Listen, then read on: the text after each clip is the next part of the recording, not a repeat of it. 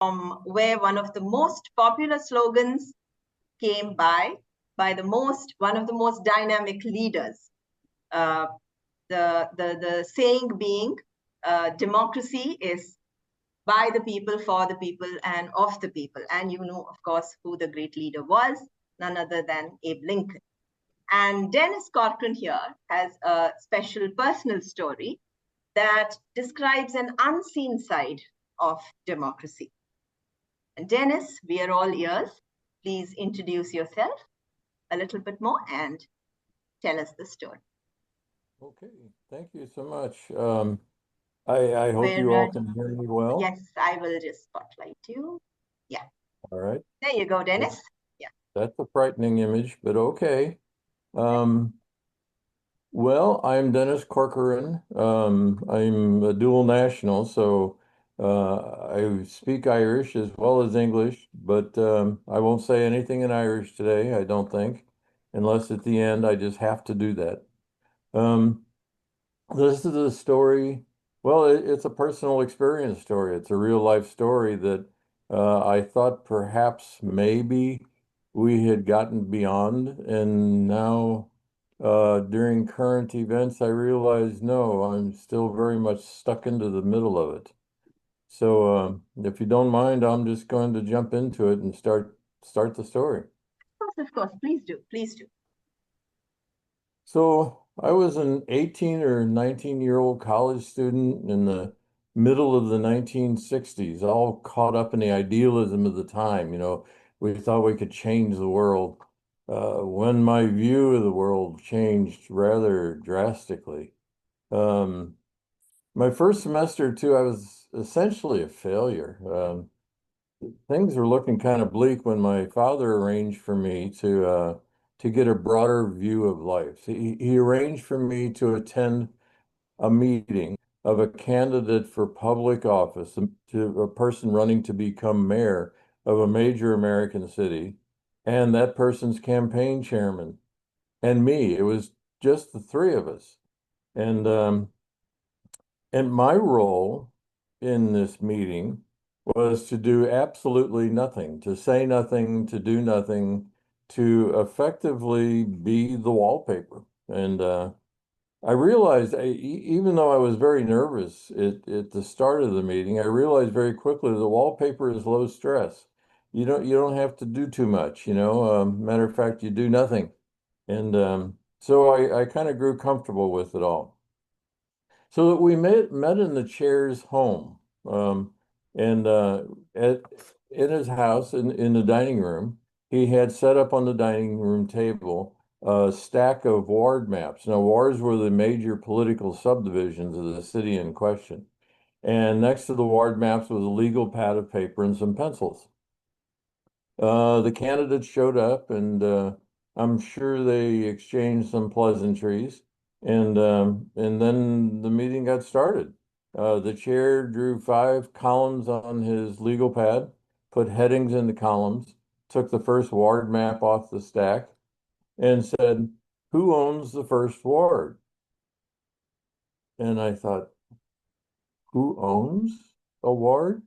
I, I the concept blew my mind. I had never heard of such a thing. And of course, wallpaper can't ask questions. So, but they seemed to be perfectly, they understood. There was no doubt or hesitation. One of them threw out a name and the chairman wrote it down.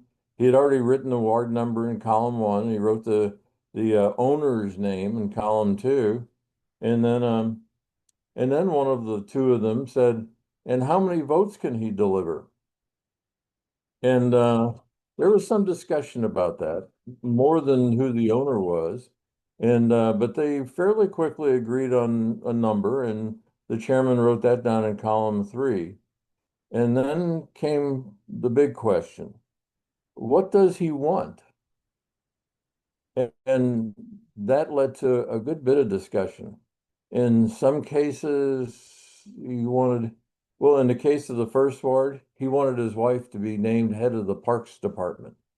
Um, in other wards, they wanted a project either completed or started, or streets paved or moved or changed, or they wanted a company given a contract for city work, on and on and on. The bottom line, though, regardless of what it was exactly that they thought a ward owner wanted, it involved money, whether it be hiring people, hiring relatives, awarding money for contracts, projects, on and on and on. And whatever it was, that was written down in column 4. And then the chairman said, "So can we do it?" And there was sometimes some hesitation, some maybe hemming and hawing, a little banter back and forth, but the bottom line was, in most cases, the answer was, yeah, we can do that. So this went on for quite some time, and after one ward after another, which were in numerical order, and then when all wards were recorded, I don't know, it kind of grew kind of boring, to be honest with you. It was sort of the same thing. At the end of the evening, the chair totaled up the number of votes for the columns in which they had decided they could do it. And he sat back, and with a big grin on his face, he said, "We won." And it was sort of like, wow, we won. And they were both very happy. I don't think they had a drink. They didn't smoke any cigars, any of those sort of visual cliches that we might hear or talk about. Um, then there was some chit chat about how they could make a good show of it. Like maybe have some yard signs printed up, or run a couple ads, radio ads probably, because they weren't very expensive. They didn't want to spend a lot of money because even though the election was a few months off, they'd already won. And so why spend any money on it? That was the day I quit believing in democracy, or rather, believing in a modified version of democracy, the kind that incorporated the way things really worked. For a long time, I was pretty cynical. If this is how it plays out in the city, my city, what about other cities? What about other counties, states, the whole nation? I mean, who owns this? What tables do they sit around, and what do they want, and what do they get, and who are they getting it from, and did it really matter at all whether we voted or not? Um, and I don't know. I was cynical for a very long time. Now it's actually kind of worse. Uh, Democracy is now sort of for the highest bidder. Our Supreme Court, via a ruling called Citizens United, has said it's okay for dark money to run amok in our elections. So I at once naively had thought that money in an election was all about advertising. So the more you advertise, the more people you could convince, and yada, yada, yada. Well, I had come to realize that wasn't it at all. It was a buying and selling business. And I don't know how people, to this day, I don't know how someone can own votes and deliver votes. But it's a practical reality, even though I don't know the mechanisms of that practical reality. I saw it happen. So I'm still pretty cynical. I just hope it's cynicism and not reality. I want so much to be wrong about this, but for the first time in my life, I'm scared. Thank you. Thank you, Dennis. That was the last bit that you said, that you are still cynical and you are scared. I think that that's speaking for itself a bit, and it was a bit amusing in the beginning how you mentioned that you were like a wallpaper, and the wallpaper doesn't get stressed, but somehow Mhm. times came about that you had to become stressed, and I could imagine the whole how you navigated through the political scene and how we watch it in the movies, like there is everybody scampering about to do things. I'm sure you must have gone through all of that, and, how the media is still there and how it is still twisted and all that. So yes, Yeah. thank you for presenting your side that you see of the democratic process. Yeah. Any reason Welcome. you chose to tell this today? Probably with does it reflect on any scenarios that you're seeing? Yes. Oh, yes. Today, I think it's fair to say that we in the United States are in a great state of turmoil. Um, the quote that you started with, I don't know how to pronounce your first name, Divya? Divya, yeah. Divya. Oh, wow, I got it. I lucked out. Um, what you started off with the of the people, by the people, and for the people. Yes. That's what I grew up with, and I realized that that's an ideal. That is a dream, perhaps, but the reality of it is money has so much to do with it. And now we kind of have an oligarchy going, billionaires sort of running the show, and they make deals. Even to the point of in the recent election, Elon Musk was offering to pay people to go vote. And it's like it used to be in some places, it was deemed illegal to pass out water to people standing in voter lines. That, oh, that was influencing their vote.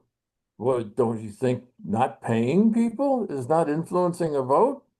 It, we're we're in trouble. We're in trouble here. And I'm sorry to have to say that to an audience from all over the world, but it's a fact of life. And it's I hope it doesn't get worse before it gets better. I believe it will get better. I believe we will outlast this, but we're not even through the first half of it yet. Well, I do hope the process heals. Uh, let's open it out to other members of the audience. Uh, thoughts, anybody about this topic that was brought out? Sara, would you like to say something? Yeah, I'm an American here in South Carolina, and I understand, Dennis. And I look for anything that gives me hope and that looks promising. And one of the most recent things that's actually still going on is the Walk for Peace. The walk itself is not going on, but the Buddhist monks that have been leading it here in America, just check it out, because that it just has warmed my soul and helped me to believe that there are many Americans who want to be mindful and to peacefully collaborate in solving our nation's problems. I mean, that's not what the walk is about, but it's a beginning of it's an important part of addressing our problems. Is being mindful and not violent, in how we go about that. That gives me hope. Well, I found a lot of hope. For the last 10 years. I've been working elections as a precinct official in two different states now, Missouri and North Carolina. Even though I'm now in Texas, I haven't worked an election in Texas. And I realized that at the ground level, at the grassroots level, there's tremendous integrity and checks and controls in our election process. It's wonderful. It's inspiring even. And the number of people who will come out and vote. Yeah, I have hope, but as I said, I'm scared too, because money, and it's not about advertising. It's about who's buying who and how. And it's frightening. Joan, do you want to say something? Yes, as your northern neighbor, Dennis, I do have hope that the American people will get together. I see pushback, and I am hopeful that you'll turn around soon.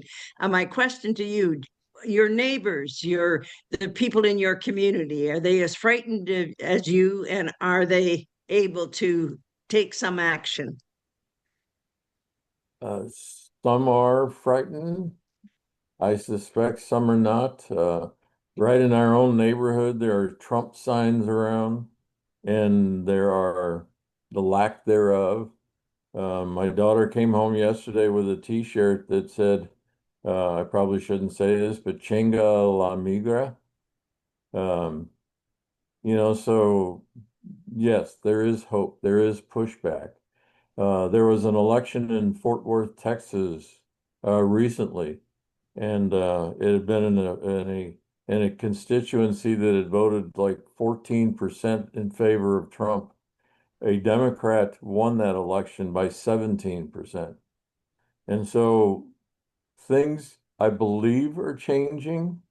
Um, but I don't know. I'm still optimistic. That doesn't mean I shouldn't be. I was drafted in 1969, so being scared of reality is. I learned that is life. That doesn't mean you don't do what you think is right. I hope you do. I hope you do volunteer in the poll system and the voting in November. Oh, I will. I guarantee you I will. The only reason I haven't yet, they've chosen me to be an election official here in Texas, but I had back surgery, and there's no way I could stand or sit for any length of time. So I'm pretty much recovered. So I very much plan to do that. But Yeah. that's not where the action is exactly. Yes, it is. Ultimately, yes, it is. But before people even get into the polling place, there's stuff that goes on that you don't see. And I've seen it, and it worries me. Well, the spirit of freedom is strong still. So it will always be a cat and mouse game. Mm. So Yes, we just have to be as determined as we can be. absolutely, absolutely. Thank goodness we have Zoom for a relatively small fee. And thank goodness we have YouTube where we can post to each other. Uh, these two platforms give me a lot of joy and hope. Yes, me too. One thing I do want to say about YouTube, and I love YouTube. I have recently, literally in the past week, have seen some seriously deep fakes that have to be AI created. Mhm. Um, and they're very dangerous. So be very careful about what you see and what you hear. Check it if you can. Try to check the veracity of things. It's really important because there are forces at play nowadays that weren't even at play a year ago. Mhm. Jeff would like to say something, and after that, I think we shall move to the next storyteller. Yes, Jeff, please go ahead. All right. This isn't an American issue, folks. All over this planet, democracies are under siege by right-wing people. Democracy is fragile. It has to be defended. You can't just sit and talk about it. You've got to get out and be active about it. And it's not just here, it's in India. It's everywhere. It's every democracy in the world is under attack. It only works if all the people get involved. There is corruption. There's corruption everywhere. There's always going to be corruption, but that's part of our job is to fight the corruption and stop it. As storytellers, that is a big part of our job because we're the ones who can change things more than probably anybody else. That's enough prophesizing from me. Amen. Yeah, thanks for saying that. Thank you. And all for doing this, especially you, Eric. and those who help you putting this together. It's a fabulous thing. Thank you. Thank you, Jeff. And thank you, Dennis, for that very reflective personal story. We now move to the next teller. The land is cold and frozen, but the hearts are warm with love. And those hearts that tell us stories of resilience, of care and compassion. Bringing to us the story of Skeleton Woman, the Inuit folktale version written by American author and psychoanalyst Clarissa Pinkola Estes in her book, Women Who Run with the Wolves. This is being brought to us by Alistair Martin from Canada. Alistair, please introduce yourself a bit and tell us the story. Thank you, Divya. After Dennis's story, I'm hoping that this story will serve as a salve for our democratic wounds. It's a story of love and longing. Skeleton Woman. She had done something of which her father disapproved, though no one any longer could remember what it was. But he dragged her to the cliffs and threw her over, down into the sea. And there the fish ate the flesh off her bones and plucked out her eyes. And her skeleton rolled over and over in the currents. And one day, a fisherman came by. Well, in truth, many fishermen had come to that bay once, but this fisherman had drifted far from home, and he did not know that the local fishermen did not come there anymore, saying, "This inlet is haunted." And as the fisherman's hook drifted down through the waters, it caught, of all places, on Skeleton Woman's rib cage. Oh, the fisherman thought, now I've got a big one. Now I've really got one. And he was thinking about how many people this great fish would feed and how long it would last and how long he would be relieved of the chore of hunting.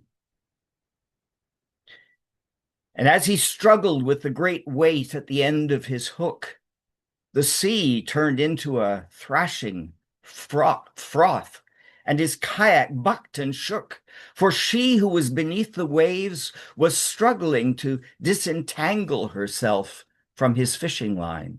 And the more she struggled, the more she tangled. And of course, her body, such as it was inexorably dragged upwards to the surface by the bones of her own ribs.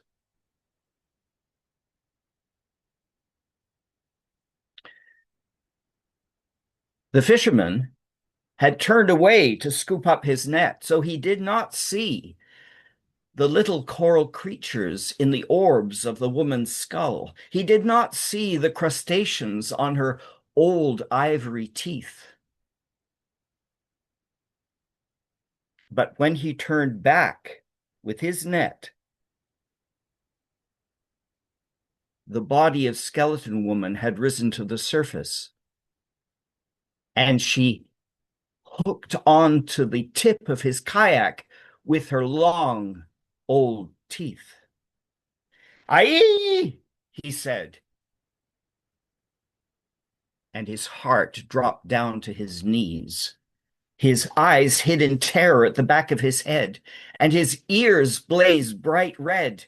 "Aye!" And he took his oar and knocked her off the prow and began to paddle like a demon toward the shoreline. And not realizing that Skeleton Woman was attached to his fishing line, He was all the more frightened because she appeared to be standing on her toes and following him all the way to the shore. Her breath was like clouds of steam over the water, and her arms flailed about as if to drag him down to the depths. "Aye!" he cried as he came ashore. With one leap, he was out of his kayak and running with his fishing stick across the ice. But she was right behind. "Aye!" And he rode across the frozen tundra. But she kept right up. He ran across the fish laid out to dry, and it crackled as his mucklucks bore down. And she, of course, picked up some of the frozen fish and ate it as she was dragged along, because she had not gorged in a long, long time. Finally, the fisherman reached his snow house and dove inside the tunnel, and on hands and knees scrabbled his way into the interior. And he lay there, panting and sobbing, his heart beating like a mighty drum. Oh, safe at last. Oh, so safe. Thank the gods. Thank Raven. Oh, yes, thank Raven. Thank Sedna, the all-bountiful. Safe at last. Imagine when he lit his whale oil lamp and he found her lying in a heap, tangled up, one heel over her shoulder, one knee inside her rib cage, one foot over her elbow.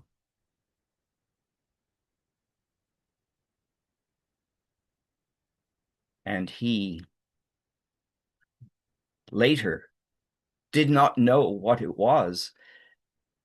Perhaps it was the firelight that softened her features, or perhaps it was because he was a lonely man. But speaking words softly like a mother to a child, he slowly reached his grimy hand towards her and began to untangle her from the fishing line. Oh, na, na, na, na, na. First, he untangled her toes and then her ankles. Oh, na, na, na, na, na, na, na. On and on through the night he worked, until, covering her with furs to keep her warm, Skeleton Woman's bones were all in the order a woman's should be. And she in furs uttered not a word, because she was frightened that this hunter would take her out to the rocks and throw her over, breaking her bones to pieces utterly. The fisherman became quite drowsy, and he reached into his cuffs for a flint and took some of his hair and made the fire brighter.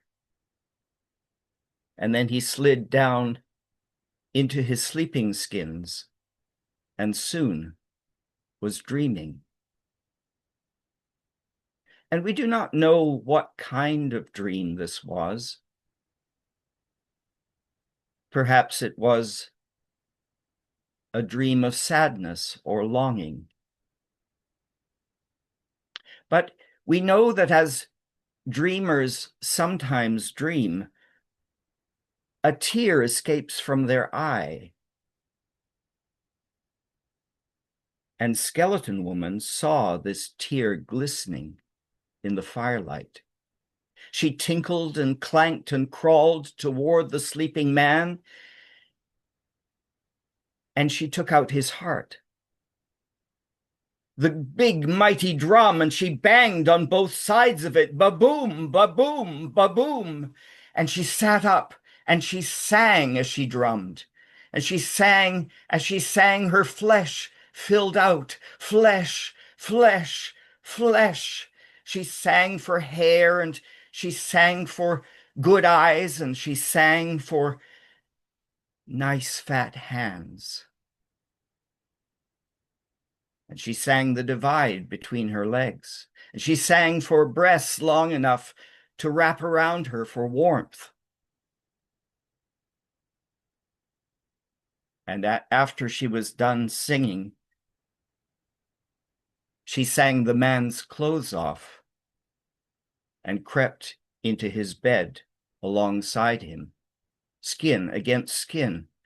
She returned the beating drum, his heart, to his body. And that is how they awakened, all in a tumble, tangled up after their night, in a new way now, a good and lasting way.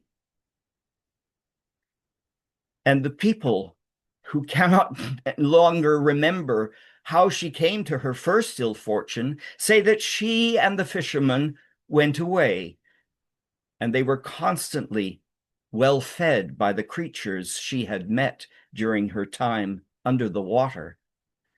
And the people say that this is true, and that is all they know.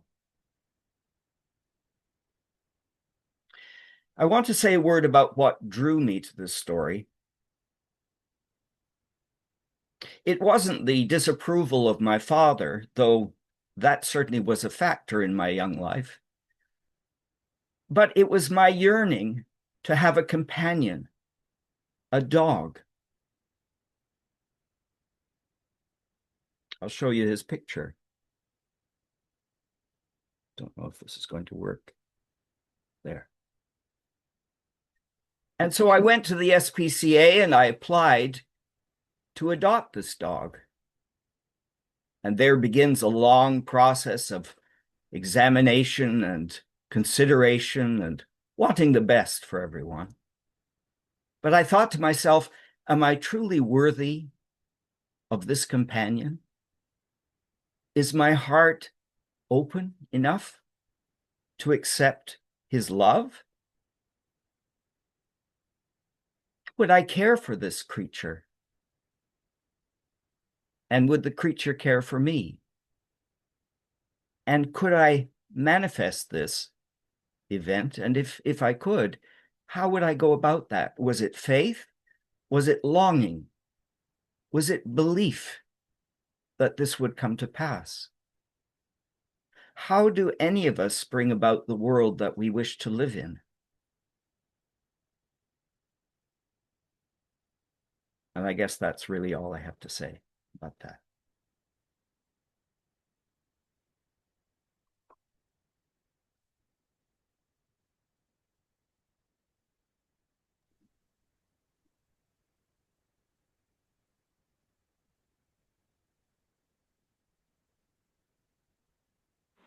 Divya, you're on mute. So sorry. Yeah, no, I was saying it was such a profound story, Alistair, really. And the entire imagery was brought alive. How the skeleton woman was tangled up, and how there were all the body parts inside, and how he had to untangle one after another. She was a skeleton woman, but somehow we kept seeing her as if she had life. How that dichotomy came about. Amazingly said, that cry kind of thing that you did in between, and the raw sounds of the song, they brought it alive. I think that longing somehow came about, and somehow you also wanted the dog, and it all reflected, I think, in this story. Very beautifully told, Alistair. Thank you so much for that beautiful story. Thank you, Divya. Yes. Usha would like to say, sorry. Just in my life, retirement has been the hardest phase. I find I lose my identity and I feel very, very alone and I long for companionship. You I hope you do find what you are looking for. Usha, would you like to say something? Yes, thank you, Alistair. I hope you seek what you're looking for. And I loved your story. I had a question. I remember in 2011 or 2010, I shared a stage with Muriel Bloch, the French storyteller. And I shared a Native American story. And Muriel told me that without permission, Usha, you can't share these stories. So I wanted to check with you, and in this global platform, since it's an Inuit story, is there any restriction on sharing these? Because these stories have a lot of wisdom, a lot of lessons for us to learn. I don't have an answer for you, Usha. I think the most important thing in telling a story is respect for the story, and also to acknowledge the person who brought it to this culture, Clarissa Pinkola Estes. And I'm very grateful to her for writing this down. I spent a lot of my life as a teacher working with young children. And I remember one summer we told Native American stories and did our drama based on the Native stories. And I took the children up to Saint Marie among the Hurons, a native village, and we sat in the longhouse. And I asked the native storyteller at that time how he felt about us telling these native stories.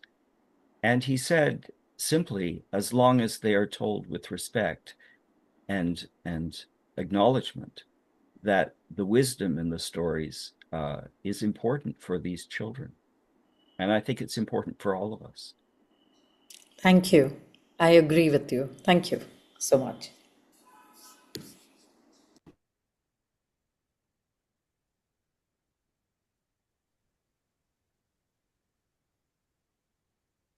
So, Alistair, what especially draws you to this story? Well, I think, Eric, I mentioned my longing for companionship. And I think that's what, happens to both the fisherman and the skeleton woman. I think that they each have a longing for one another. And the universe is extraordinary that way in bringing people together, bringing spirits together, like-minded spirits, such as we have here with the Storytelling Festival. And I think that is a miracle to be celebrated and shared. And it's not just by chance that we're all here. I think this is kind of, to draw from Divya's name, meaning divine light. I think that we're all here under divine light, and it's up to us to see it and share it as we see it. So I think longing, again, as a retired teacher, I think for companionship, because I don't have my students any longer, and I miss them. Rachel, do you want to say something? Yes, thank you. Thank you very much for that story. Your telling has such a primal quality to it. There is nothing excessive, and every word, every phrase, every image comes straight from the heart and beyond. And the story itself is that way. The other thing is, also thank you for sharing your longing for the dog and how you looked at yourself and you said, would you be worthy? And would you be able to love that dog the way the dog needed to be loved? And would that dog return the love? You no longer have your students physically. You live in their hearts, and what they learned from you lives in their hearts. And you still have students and a platform right here, right now. Thank you. Thank you, Rachel.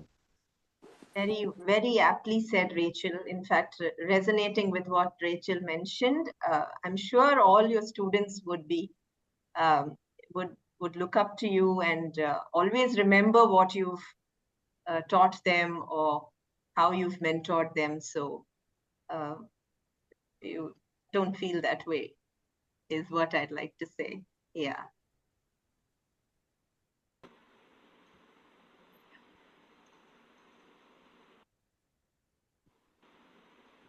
Jeff, you would like to say a few words?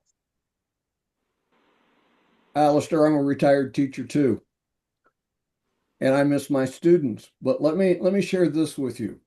I had a teacher when I was in 9th grade who was one of the most meaningful people in my entire life.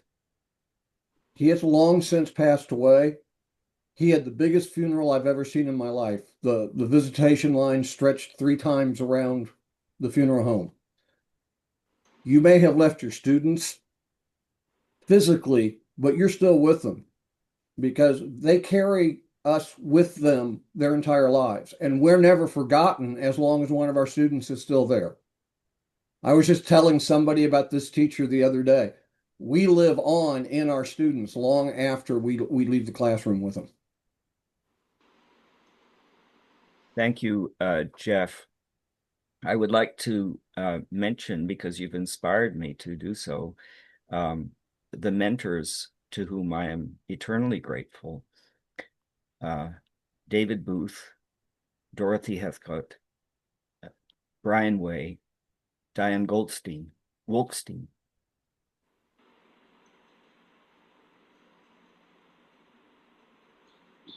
Amazing. Thank you, Alistair. Like they say, a teacher lights a flame and that will keep going, glowing all the way. So, and you've lit that light. Thank you, Alistair, for that wonderful story. Thank you so much. And now we move on to the next teller. So we're going back to the US. And a while ago, we had Dennis tell us a narrative about democracy.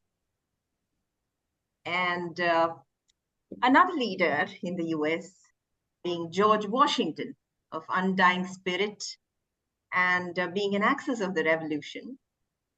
And somehow we are going to be listening from one of our tellers today. What might they have about it?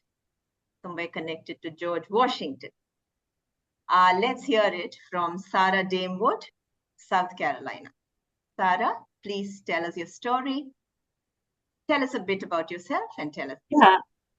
Thank you, Divya. Actually, it's not about George Washington, but that's okay because he's important. Because you know what, I'm going to do what you're not supposed to do and change the story a little bit based on what I meant that he was. It was an aide of George Washington that you were going to. Oh, an aide. John Lawrence was an aide of George Washington. Yes, that's right. Absolutely. Yes. Yeah, you know the history here. Wow. Okay, so I am a retired psychiatric social worker, and living in South Carolina. And my retirement hobbies include storytelling, which is new for me, but living history, which I've done for a long time.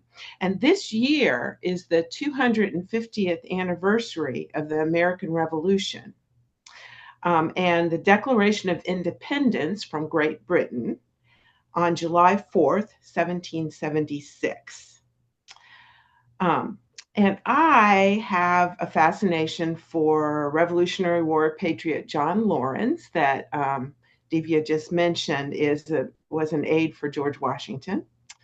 And it's not just because he was against slavery or that he was an exceptionally brave soldier. He was those things. But like all of us, he had his strengths and his weaknesses, and he could be particularly reckless sometimes, and he could take unnecessary risks. And that is what led to his death in August of 1782 on the tar bluff of the Combahee River here in South Carolina. You see, John was trying to intercept some British soldiers who were stealing food from local plantations.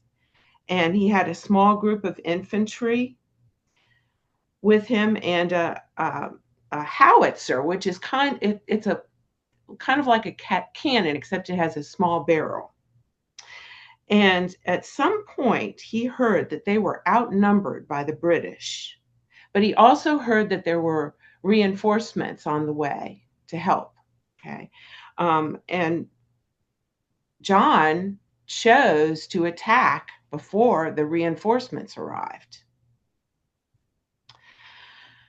Now, I like to place myself imaginatively in American history, and I wonder, what if I was a 15-year-old boy following John Lawrence into this battle?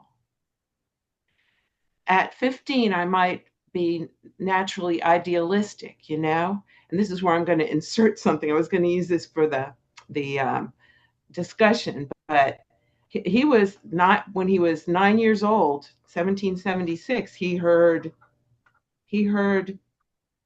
the Declaration of Independence read in his town square. We hold these truths to be self-evident, that all men are created equal, and they are endowed by their Creator with certain unalienable rights, and that among these are life, liberty, and the pursuit of happiness.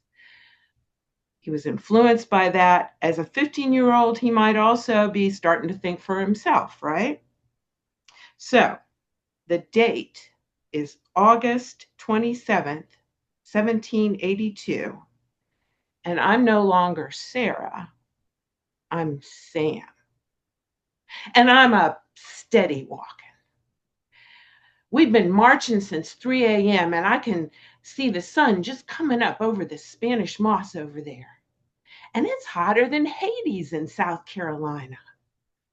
But I don't care because I'm fighting for my country. And I hear some soldiers talking about how we're outnumbered by the British and that Colonel Lawrence is leading us into a death trap. And I need to get away from here and think. And so I get behind a tree and another and another.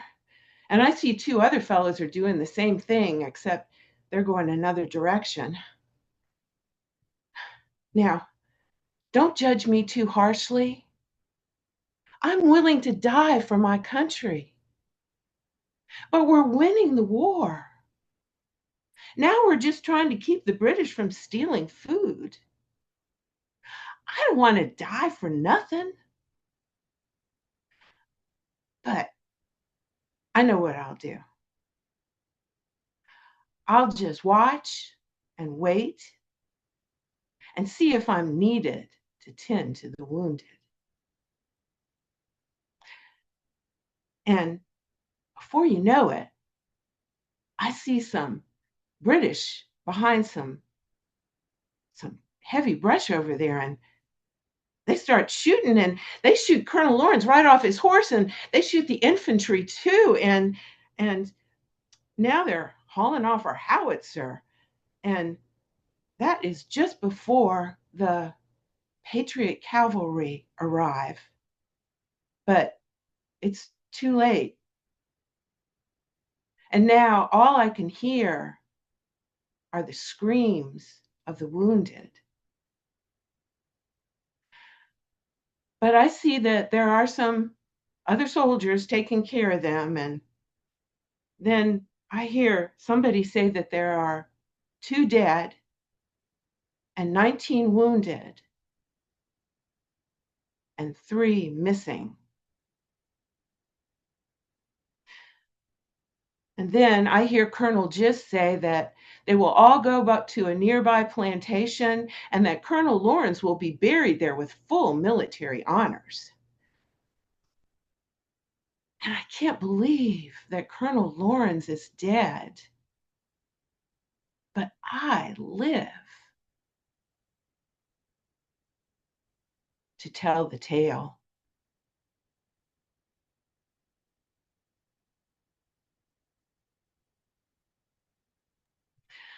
Wow. All right. So that's the story. Now I'm going to add 2 more details that I was thinking for the discussion. So imagine yourself as this 15-year-old boy, okay? Just imagine yourself as Sam. And you were inspired by the Declaration. You look up to John Lawrence because you know he's against slavery. And you and your family are against slavery. And your father was killed after he surrendered to a British officer because the British commander said there would be no quarter, no prisoners taken. Okay, so that is your mindset marching into this battle. Now, how do you feel?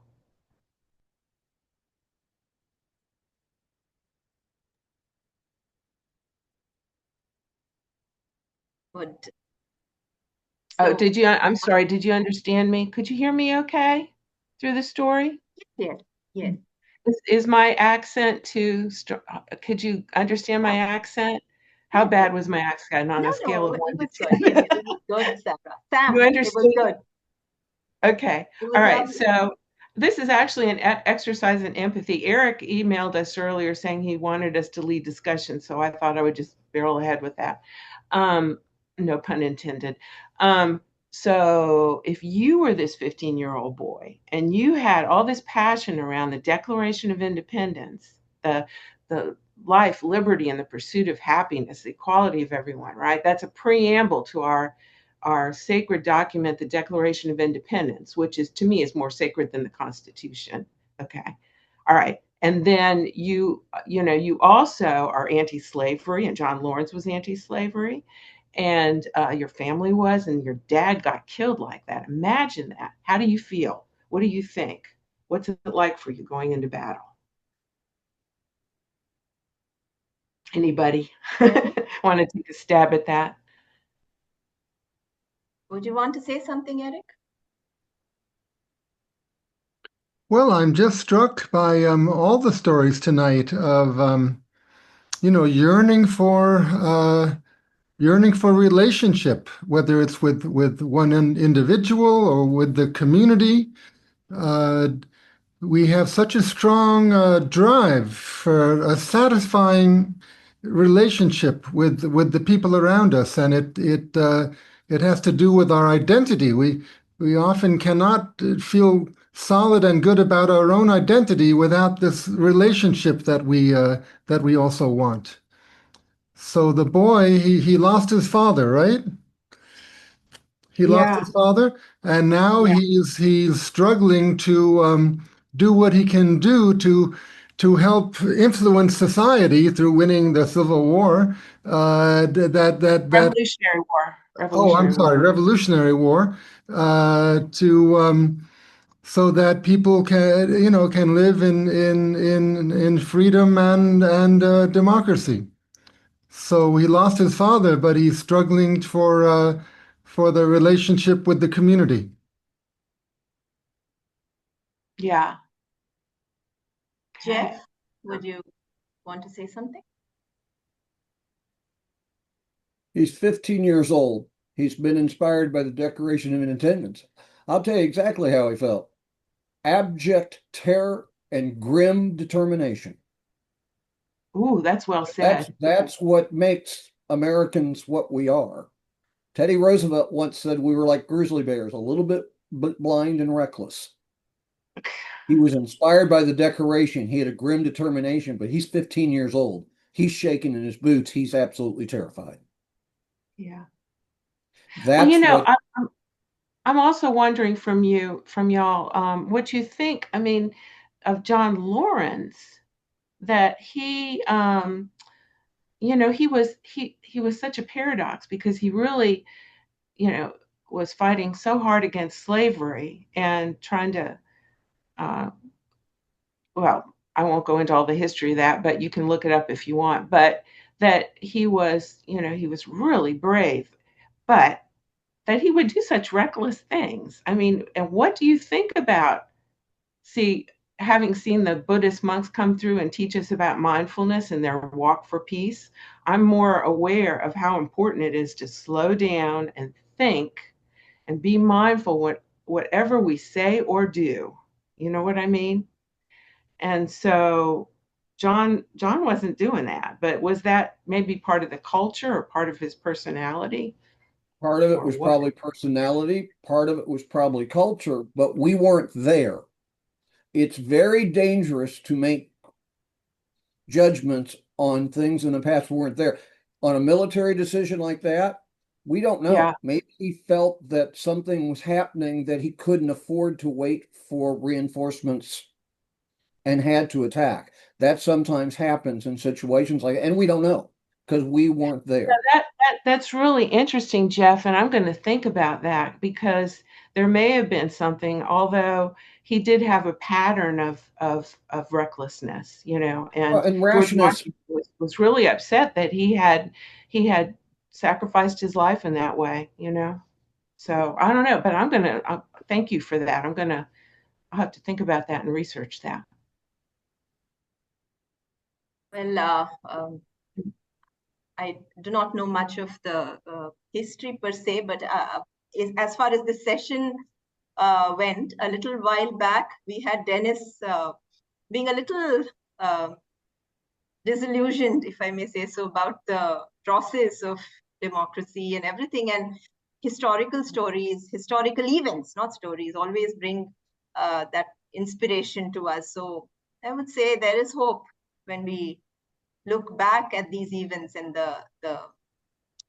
all the inspiration that these stories give us. Yeah. Yeah. Yes, Alistair. Thank you. Thank you. Thank Is you, that good Sarah. enough? I don't know what time it is, so let's see, 8:54. Yes, we'll take Alistair's comments and then move on to the next channel.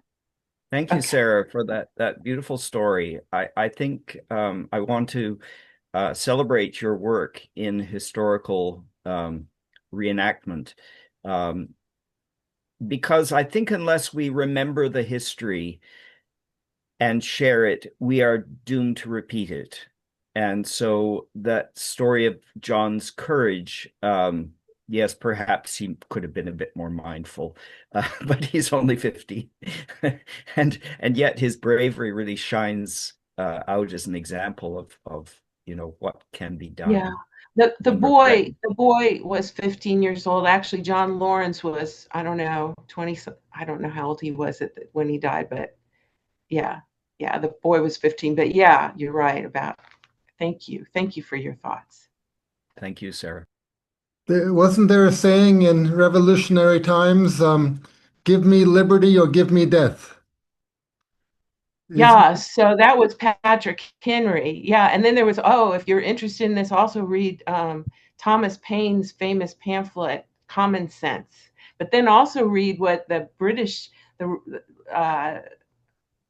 pamphlet, their point of view in Plain Truth. So you had Common Sense and Plain Truth. There are two. It was nuanced. It was not complicated. And some historians think that maybe we could have had the American Revolution without a Revolutionary War. Imagine that, because we were on a trajectory towards more democracy within it's possible. Yeah. Oh, but we had to liberate ourselves from the British. from the English. Well, Yeah. well, not necessarily. Some historians think that maybe Britain could have.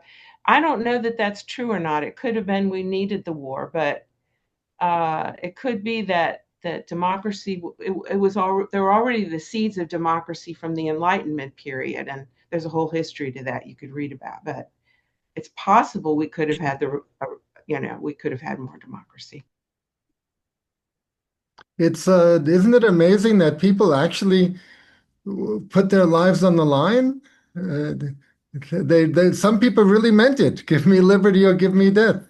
Well, it's also important to remember that our Declaration of Independence is based on an earlier document from the 12th century, the Scottish Declaration of Aberoth, where we basically wrote the same thing in a declaration to the Pope. Rebelling against the Pope? Well, in the 12th century there was, yeah. Rebelling against the Pope. Not rebelling, telling the Pope that he was wrong, that he had been misinformed by the English, that we were not Englishmen, we were Scots. Mm-hmm. Well, and then there was another document too, but I should have been prepared with the name of it in English history. Probably the Magna Carta. Yes, exactly. Yeah. All right, so there really is something strong in the human spirit for the drive towards freedom, and even though history is littered with the stories of republics that became empires, that seems to be the general pattern. When the ruling class gets so powerful, they take away rights from the people, but there will be rebellions, there will be mutinies, there will be space colonies where democracy is reestablished. So it's really a never-ending story.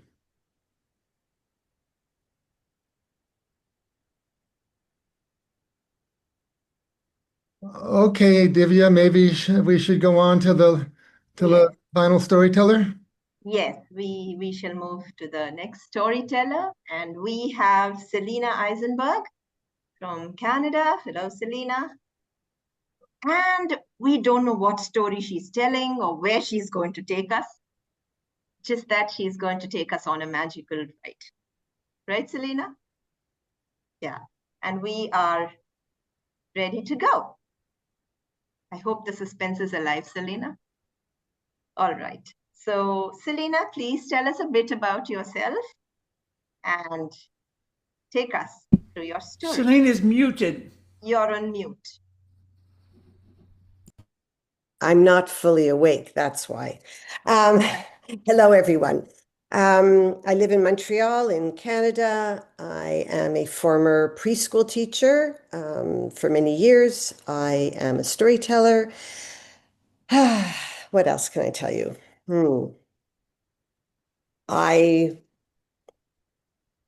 I'm just going to dive right into the story, take you away from democracy and from this history lesson and whatnot that we so badly need to be mindful of. So thank you to Sara for that. Long, long ago, in the birch forests of Finland, they say that an eagle, the great majestic eagle, would fly down into the forest. And when they did, when this eagle did, he would survey the land, see the trees, visit all of the nature with his very keen eagle eye. And when he would do that, well, he would very often also follow his nose, and he would shapeshift into a human being, and he would walk amongst all of the people in beggar's cloth. Now, one of the things he liked most about being in the nature and being amongst the cottages that were in this forest was there was a scent that he would love to follow of human cooking, but the one he loved the most, well, it was bread dough. And he would follow his nose until he would find which of the houses there was someone baking that beautiful bread.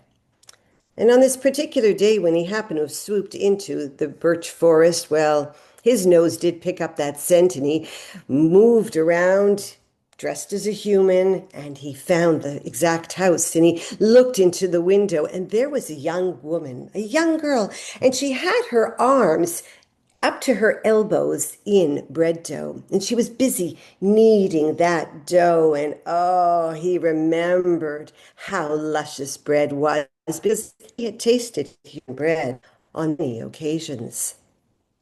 But now that he had seen the girl preparing the dough, he wanted bread. And so he knocked upon the door, and she said, "Come in if you must. My hands are busy. I cannot open the door for you. But do not, if you come in, make sure to shut that door and keep the cool air out."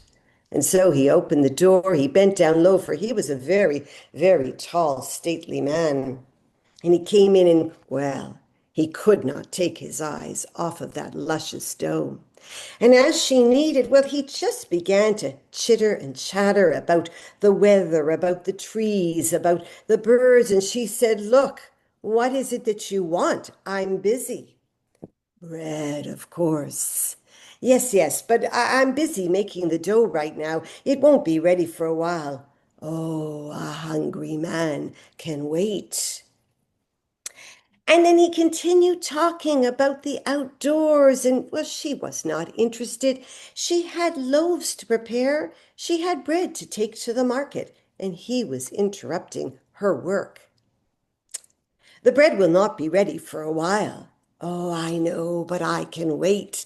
And she didn't want him waiting in her house while she worked. So she thought quickly and said, "Look, go outside, go and enjoy our beautiful birch forest for now, and come back when the sun is high in the sky. By then, the dough will be ready, the bread will be ready." And so he smiled at her and he said, "I will do exactly that." And he began to back away, never taking his eyes off her technique of kneading that dough with her hands. He opened the door and she said, "Be quick. I want the chill air out. It'll ruin the dough." And he exited and closed that door. She shook her head. What a loon that man was. And she, got busy with her kneading. And she took a big chunk of that dough and she kneaded it, she pulled it, she twisted it, she tucked the ends in, and she placed it on the breadboard. And then she thought, "No, that's way too big for that man. I'm not giving away almost half of my dough." And she took it and she cut it in half, put some away. And again, she started to knead that dough, pull it, stretch it, tuck it. She put it on the breadboard and she thought, "Well, it's certainly smaller, but not small enough." So she took more dough and she again repeated the process, kneading it, stretching it, twisting it, tucking it. It was smaller for sure, but she thought, "It's still too big."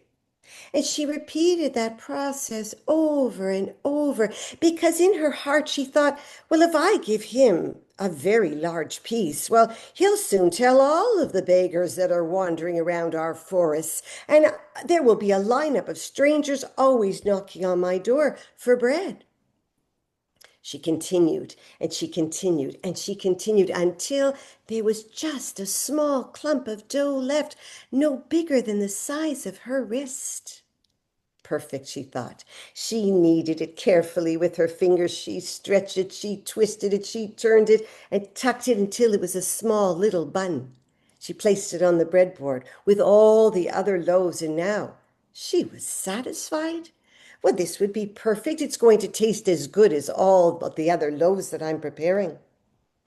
She let them rise, and in the time that they were rising, she got busy tidying up her workstation, putting away ingredients.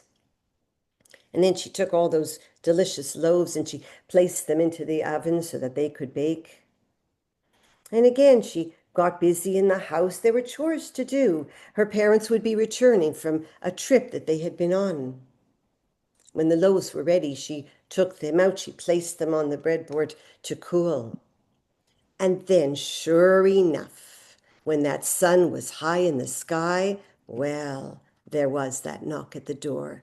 She knew who it was going to be. She picked up that small bun, she opened the door, and she handed it right to the man.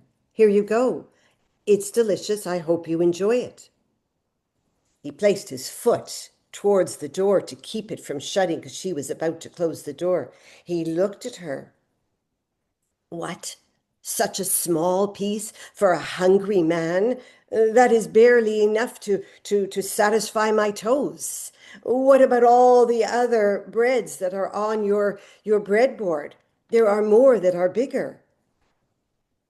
She looked at him and she said, I've given you something. Be happy with what I've given you. She said, I have work to do. I have loaves to sell. Now be off with you. But he didn't take his foot away.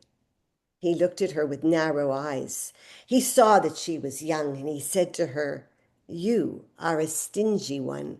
I can tell that you have a stingy heart, but this is what I'm going to say to you. Stingy you may be, but wise you will become as quickly as the eagle flies high in the sky. And then he removed his foot and he took the loaf. She shut that door and she thought, what a crazy man that was. She shook her head. She put her hair back in a nice serviceable bun. She took off her apron and she prepared her loaves in her bread bag, and she was off to sell her breads at the market. She tried to shake off whatever that man was saying, and she just paid attention to what she needed to do. She got to the market and she began to sell all of her loaves. And then the plan was to buy meat and vegetables and perhaps some fruit, because she was going to prepare the dinner for her family, for her parents to come home. But on the way home, as she walked, well, suddenly it felt as if the path back to the home was longer than she had remembered. Her legs felt somewhat heavier. She didn't know why. She just figured that she was tired. She got back to the house. She laid out the vegetables and the meat, and she began to prepare everything. She took out a pot, but somehow the pot seemed to be higher than she remembered it. She put it on the counter. She chopped up all of those vegetables, but her hand was stiff that day. As she moved and chopped, that knife seemed very heavy in her hands.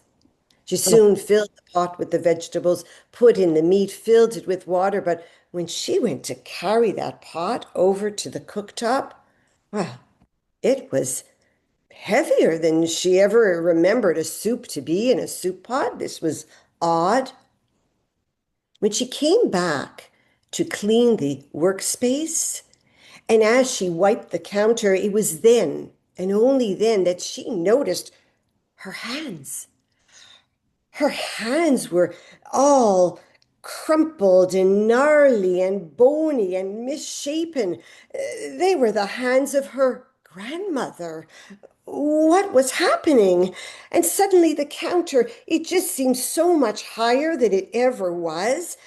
And when she looked down, her skirt was puddling on the floor, and her feet were suddenly feeling that she was unsteady. She looked down, she picked up her skirt, she saw her feet were not hers. They were not fitting in her shoes. They were swollen. They were red and bruised around the ankles. She did not know what on earth was happening to her, and she was terrified.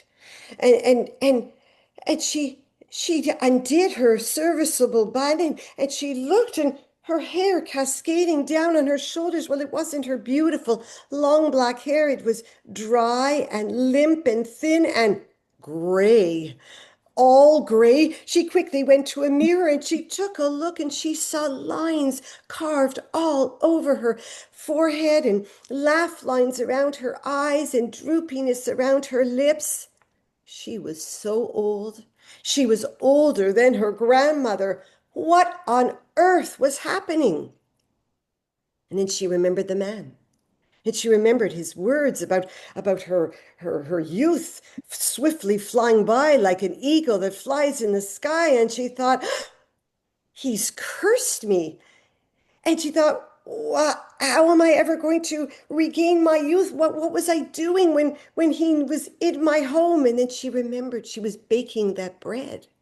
And so she went to where she kept the ingredients. She pulled them all out. She took out that big, heavy bowl, and she began to mix all the ingredients, and soon there was dough.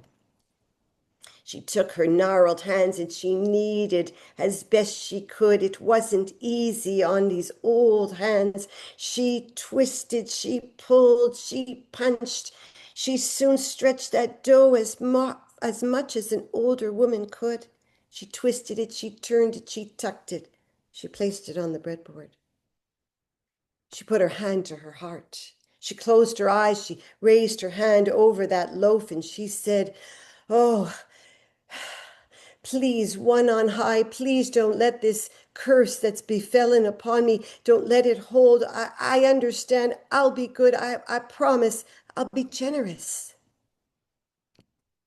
When she opened her eyes, she immediately looked at her hands and somehow she had regained 20 years. Her hands were still old, but they weren't her grandmother's hands. She took out more ingredients. She mixed that dough. She was able to knead it even more better than she had before. She stretched it, she pulled it, she twisted and tucked. She placed it on the breadboard. Again, she put her hand to her heart. She put her hand on this second loaf. And again, she prayed to the one on high, "Oh, please, I promise I will never be stingy. I will give charity to those in need."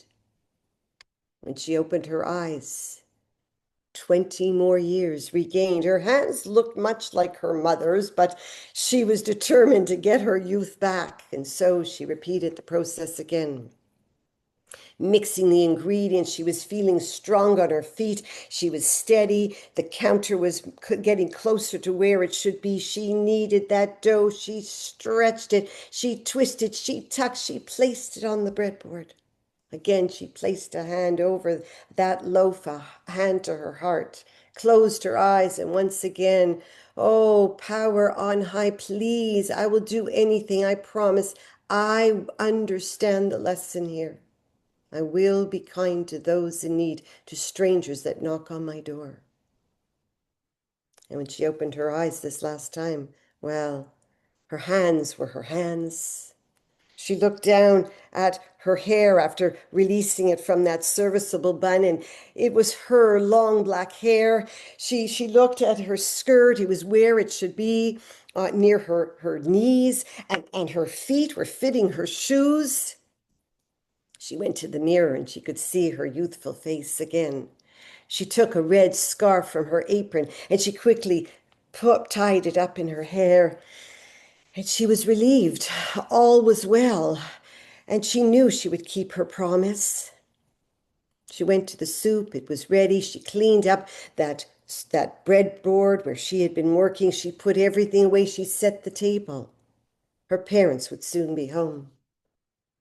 And when they came in, she greeted them. She offered them to come and sit at the table. She put the soup in the bowl. She put the 3 loaves of bread that she had just baked onto the table. And as they were about to break bread, she heard a knock on the door. She jumped up quickly. And when she opened it, there was a man, a stranger, a man in beggar's cloth. And she said, "Sir, we're about to eat. Are you looking for a meal for the night?" "Indeed, I am." "Well, then please, sir, come in, sit with us. We have more than enough." "That would be very kind," he said. And he bent down low and he came in and he sat as a guest of honor amongst her family. And they broke bread together. He slurped his soup. It was delicious, but what he really enjoyed was the bread most of all. When the meal was done, he said, "You know where I come from. It is customary for a guest to offer up a story as a way of thanks. Would that be all right with you?" And the parents looked and they said, "Well, of course, it would be our honor to hear a story." And so he began. long ago. They say that the great majestic eagle comes into the birch forests, and when he does, he's in search of bread. Well, he had been to the forest so many times, and there was one cottage he loved to go to. That woman, she baked the finest bread of all. And often she would give, but as she got older, well, let's just say her heart became much more stingy. And one day when the good man knocked upon the door, well, she gave him bread, but it was the size of a crumb. And when he looked at her, he knew that her heart had become stingy, and he was angry. And he said to her, "Your stinginess is out of control. And I have been coming here for years, and because you are so stingy of heart, I will make you forge for the rest of your life." And like that, he turned her into a woodpecker. The family gasped. The young girl continued to listen. Oh, you should have seen it. That woman, she shrunk down low. Her black dress soon became great big wings, and her big black tail, and she started to hop around, and she had a red scarf that turned into the red feathers on her head, and she began to cackle, I'm free at last. This is fantastic." And she flew right out an open window. She was happy, free of that hovel, finally, no more needing to bake bread for anyone, especially strangers. But you know, it takes a lot of energy to fly. And as she flew from tree to tree, looking for food, well, soon she learned. And even to this day, you can hear her in the great forest, rat-tat-tat, rat-tat-tat, rat-tat-tat. She's always looking for sap to slurp, for bugs to chew on, to find whatever is held in those trees. You may hear her. She is in this great birch forest, always tapping, always tapping. The story was done. He smiled. The young girl was white, but she didn't want to say anything except, "Thank you, sir. That was quite a story." And she was almost wondering if it was a personal story meant for her. But she did not want to let on, and her parents seemed so happy with this guest in their home. She quickly said to the man, "The hour is getting late. Perhaps you are in need of a place to sleep. I don't know how far your home is from here." "No, there's no need to rest in this house. My work is done here.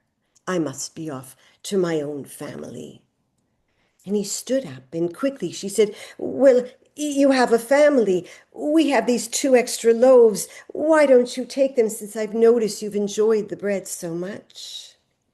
"Oh, that would be so kind," said the man. And he turned and headed towards the door with these 2 breads in his hands, her loaves. She opened the door. She bid him good night. He turned and bid the family good night as well. And then when he exited, she quickly shut the door, relieved that he was gone. But then in a moment, she just had this feeling like she needed to see where he was headed. And when she opened the door, there was no one, no tracks, but high, high in the sky, she could see an eagle circling around, and in his talons 2 loaves of bread, 1 in each of his talons. Uko's bread.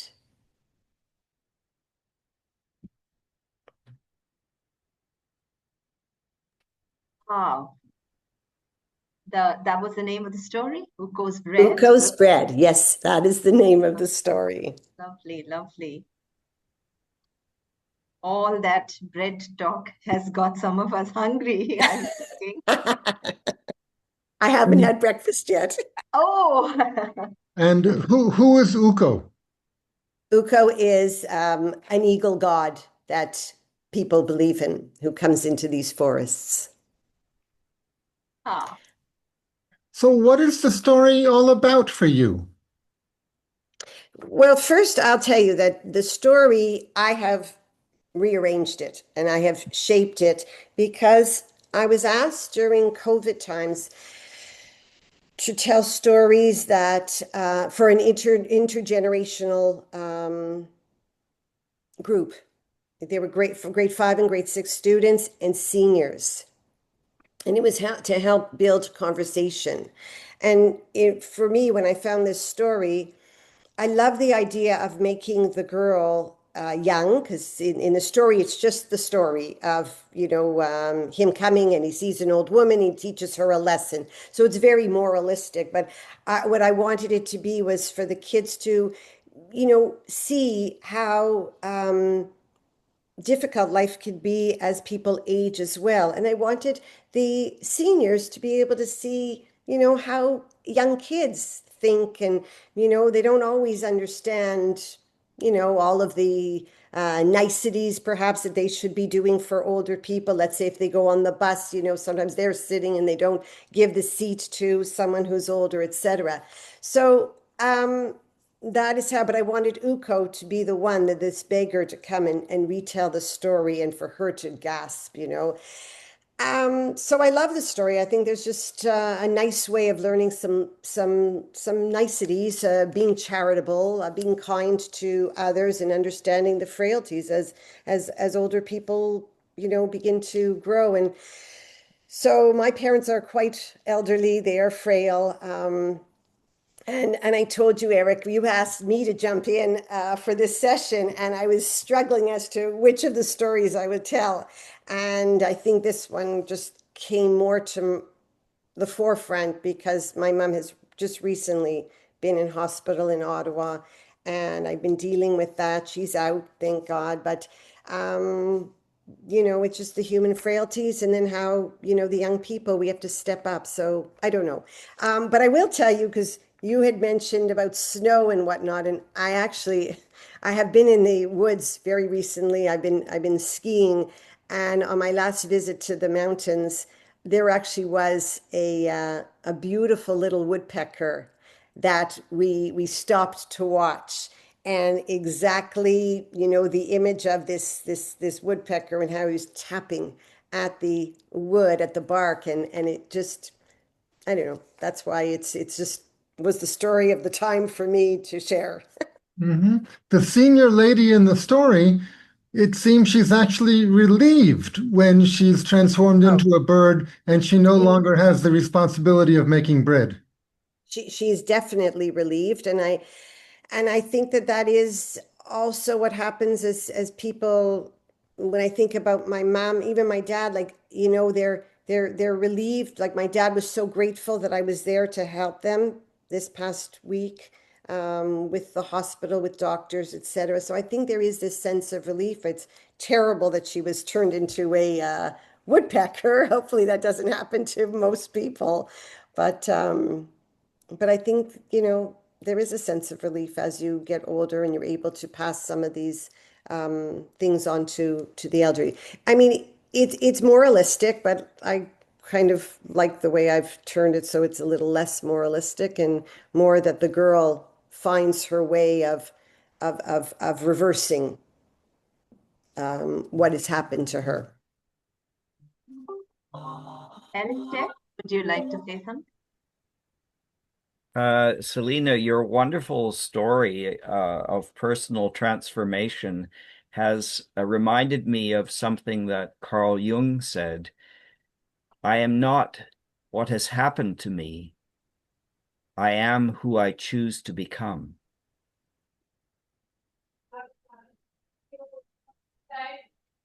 Thank you for that. You're right. Yeah, that is very well put. Truly transformative, actually, how that it takes you through the through why you should be kind and generous, and how she changes her thoughts to become generous. So very wonderfully told, Selina. We could visualize the entire bread making process as you were guiding us through it. Lovely. Joyce I'm happy to hear that. Sara, would you like to say something? Yes, beautiful story, Selina. And as much as I like the moral lesson there about generosity, and I also kind of really liked it when she flew out the window free. Because that's a nuance there that sometimes we yearn for that too, don't we? For sure. And it's funny because at the same time, I really had a crazy month, but I have a daughter who's in Paris and shifting her, looking for an apartment, et cetera, which she found. But going through, a relationship and leaving that relationship and launching. And it's just, for me, it was like the perfect story to share because I just feel that there's a lot of transformations going on right now. And, all of these things are in that story and implied. And I think that, we can all take from it what we need to and what we wish to. So. Eileen, you had your hand raised a bit ago. Would you like to say something? I came in a bit late and I did put my thoughts in the chat. I just really appreciated the incorporation of nature. And I attended the eco heroine workshop yesterday, and this pulled those elements of transformation and nature from that thought of the eco heroine. And so I just really appreciated the opportunity to hear your story. And if you were able to put the story in the chat, I know you worked at, which it felt very much like it was just your story and your telling. So beautiful. Thank you so much. So I'll put it in the chat. Thank you so much for that. The book is called Ancient Stories. I'm just typing it for Modern Times, where I found it, Modern Times. And it is retold by a Canadian, well, she is Canadian. I don't know if she was born elsewhere. June would know that one, but it's Faye Mogensen. And her background, yeah, anyway. Thank you. She Is it has considered Icelandic roots. She has Icelandic roots. so would it be inappropriate for me to tell? That's the whole purpose of her book, is for people to retell these stories in their own way. And so what's interesting is that I see. it's actually just a really short story. But she also gives other ways of telling it. And one of the ways she gave was an alternate idea. I forget exactly what it was, but there was this idea of the kneading the bread. But like I say, because I was working with intergenerational, when I read through some of her other thoughts and suggestions, I went oh, I can really work with this and I can craft it and take this story and get it out there. Yeah. So and the kids loved it. The adults loved it too. It was interesting. I haven't told it in a while. But I love nature. So, I live in the city, but I try to get to the mountains every week. I just missed 17 centimeters of good snow because I was with my mom. but I ski in between the trees. So, and I'm actually looking at right now in my backyard, and there's wonderful trees and all around. So, I love that connection, and I guess I feel it, so I can share it. Yes. Thank you so much for the sharing.